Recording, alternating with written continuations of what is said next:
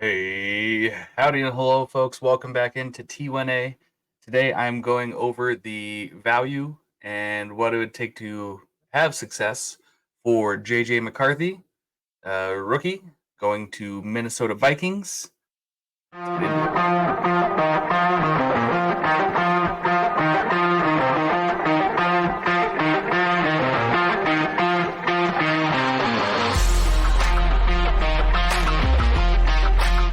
All right. So many people have already had their rookie drafts underway, probably starting to do some dynasty startups, looking into starting redraft best ball. But we're going to go rewind it back to just the rookies and what's going on with the value of these guys. So in the last month, there's already been a little bit of a decline in the interest of the rookies just because that newness has worn off. They're not the big hot thing anymore, and it's kind of cooled down just a little bit, especially with the Sam Darnold news that he's currently taking the ones in Minnesota. In Keep Trade Cut, JJ McCarthy is ranking in their Dynasty Superflex ranking as quarterback 19. He's going after Goff, May, Tua, Bryce Young, and what we were failing to see when JJ McCarthy was coming in is like, oh man, he doesn't have the volume that these guys have. He doesn't have the games.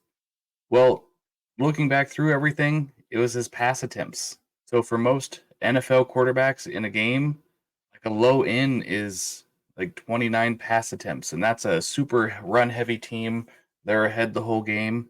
Just looking at teams that were highly effective throwing and had dominant rushing games as well. LSU, Florida, they averaged about 31 per game. The highest attempts for JJ McCarthy, 37, 30, and 30. He would have to have the lowest passing volume in the NFL if he had that many attempts.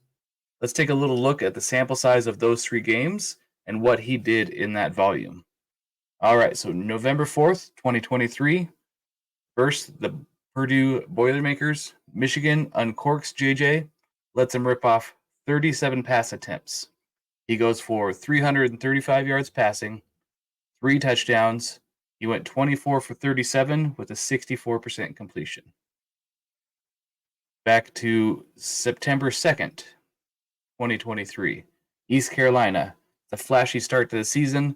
They let him open up with 30 pass attempts. He goes for 280 yards passing, 3 touchdowns, goes 26 of 30 for an 86% completion rate. We go to December 2nd, 2023. Iowa, 30 pass attempts. He goes for 147 yards, 0 touchdowns, but still has 22 of 30 passes completed, 73% completion percentage. They were up early, did some dink and dunk offense, and just moved the ball. It was a lot of their rushing offense really took care of that game. JJ was rehabbing a sprained ankle from November 11th all the way to the 2nd. It was very evident in those numbers because during those weeks he had 8 attempts, 23, 20, and then 30, which that 30 was the Iowa game where they just kept it really easy, didn't rely on him to do a whole bunch.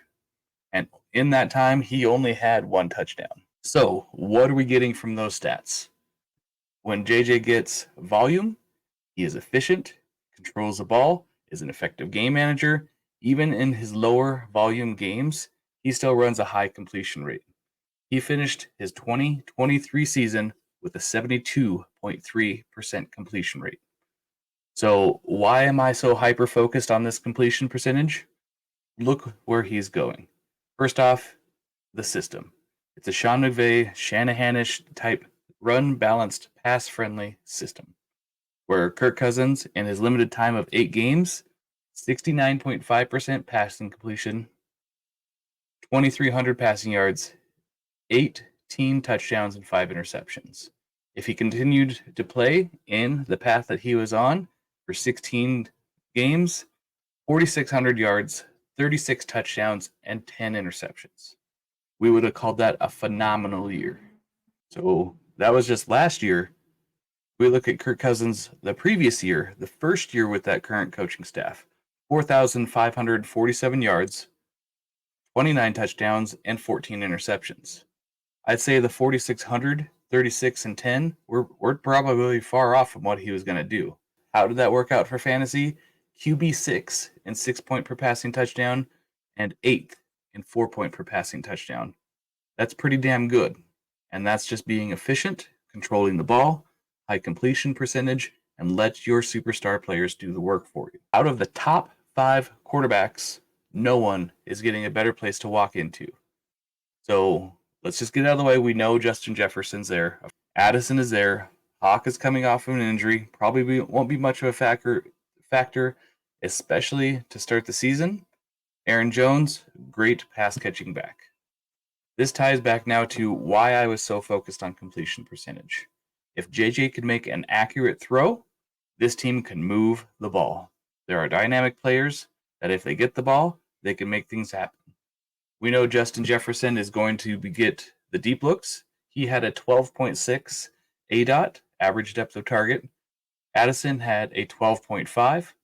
Both of them had 3.7 yards after each catch. So you're looking at their targets being about 12.5 yards out, and they always get at least 3.5 yards after. That's about an average of 15 yards per reception, if the target equals a catch. 70 catches a season, that's over 1,000 yards. That's what we're looking for out of our wide receiver too. Addison is going to be solid and just for that. And we know Justin Jefferson is going to get way more. So that is all we're looking for these quarterbacks in Minnesota is efficiency. So now that we talked a little bit of the upside and what could happen, let's look at a little bit of the nasty stuff here. JJ's a rookie. 4,300 is the top of the rookie quarterback passing volume performances. I can't quite put JJ there right now. 3,800 to 4,000, not so far off. So at his ceiling, we're hoping that for like a Baker Mayfield type performance from last year. 4,000-ish yards, 28 touchdowns, 10 interceptions, 160 rushing yards and a touchdown. That would be good enough for top 12. Now, Stroud's great year was netted him 11th. Baker was 10th last season. So JJ has to stay healthy, play all the games. Vikings currently have one of the top 5 hardest schedules. The 12th ranked offensive line, so they're getting better. They're all right. They really didn't address this much in the offseason. So nice thing is cohesion always helps on offensive line. Hopefully they'll be a little bit better. The Vikings have a very mid defense. Unless Dallas Turner is able to turn in a defensive rookie of the year type performance, this team is in for a developmental year, which should be great for next year. But for this year, JJ still has to overcome Darnold. I know it seems laughable, but look back at last year. It didn't take an exceptional quarterback to get this offense to function on an okay level. It can be very likely that Darnold starts the season.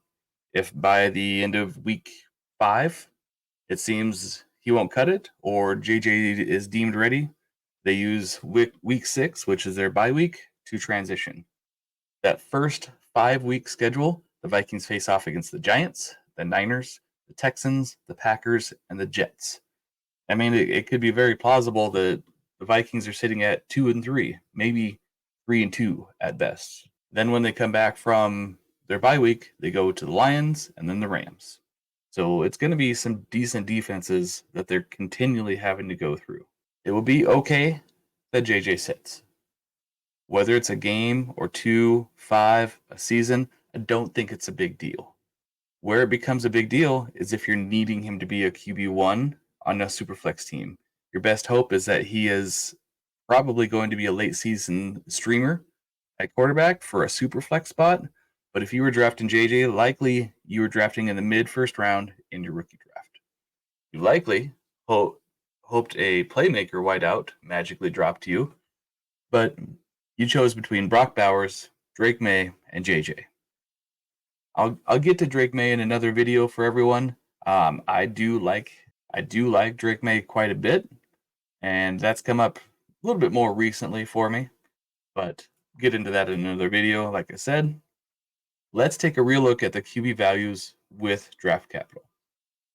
So just looking at fantasy values here, especially when it relates back to trading for draft picks and such.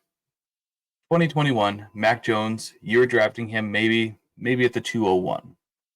After he drops a 3,800-yard passing, 22 touchdown season, which ranked him 18th for that season, you could trade him for a top 4 or 5 pick and maybe a third if you're crafty in 2022. So what I'm alluding to is whether JJ plays or not doesn't really affect his value. Looking at both sides of the situation, JJ would have to completely bomb out, probably worse than Zach Wilson. Because if you think about it, he still has 2 years to prove his worth. But JJ has a decent mid-level performance, and next year his value is going to be worth so much more than the mid-first that you picked him up for this year. JJ is a dynasty player I am seeking. It is either a rebuilding team not needing to rely on him this year, or a team looking to build up in their QB depth, likely having a QB like Purdy or Goff and Matt Stafford or Aaron Rodgers to rely on for this year. So you definitely can't rely on JJ to be your one. To wrap this all up, unless some absolute injury or a couple 4 interception, 0 touchdown games or a 5 fumble or something absurd like that, JJ is worth grabbing in the mid first of rookie drafts. In a startup with rookies, JJ's going between the 5th and 6th turn. I'm a little hesitant to grab him there unless you're planning on grabbing an elite quarterback or have one already, and then plan to grab a late quarterback like Geno or Stafford to help carry this year into next year. So grabbing JJ at the current rank of QB 19 in the rankings with a likelihood to hover in the QB1, QB2 threshold in value, looking at a 2-3 year window for JJ and what that means in your roster value as well as trade, he's going to yield a high return. And by next year, you'll be able to trade him for a first and a second, a higher first round pick, or if he gets and shows off a 3,800 passing season, kind of like what Mac Jones did, more than likely he's going to go for almost 2 late first. That's what I'm seeing with JJ McCarthy's value. Hope you enjoyed the video. Always drop us a like and subscribe. Thanks for tuning in.